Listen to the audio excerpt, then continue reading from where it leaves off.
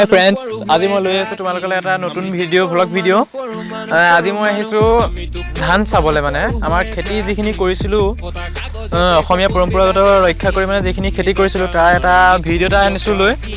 ভিডিঅ'টো কেনেকুৱা হৈছে মানে ভালকৈ নাজানো আৰু বনাবলৈ, হ'লেও অলপ কষ্ট কৰিছোঁ বনাবলৈ। কেনেকুৱা হৈছে কমেণ্ট কৰি জনাব হা।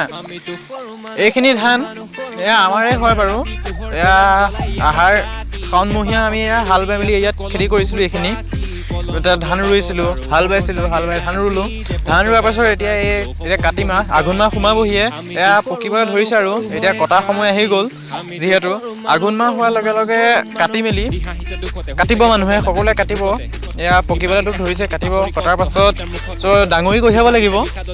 ডাঙৰিখিনি কঢ়িওৱাৰ পাছত মানে কি, ঘৰলৈ নি মৰণা মাৰি তাৰ পৰা ধানটো উলিয়াই মানে চাউল কৰা হ'ব। তাৰপিছত আঘোণমহীয়া মানে সকলো গাঁৱৰ মানুহ মিলি আৰু পৰিয়ালৰ মানে মিতিৰ কুটুম চব মিলি মানে খায়। ত' আমি খাম। মই মানে এতিয়া পৰিৱেশটোহে দেখুৱাম দেই, মই ইমান নাজানো আৰু ভালদৰে, হ'লেও পৰিৱেশটো মই দেখুৱাইছোঁ, ধানৰ পৰিৱেশটো। সৌ চকুৱে মনিব নোৱাৰালৈকে আমাৰ ধানখিনি আছে, দেখিছে নাই? সেয়া মই দেখুৱাই আছোঁ ধান। এয়া এইখিনি আমাৰ ধান, মানে এয়া পকিবলৈ ধৰিছে আৰু।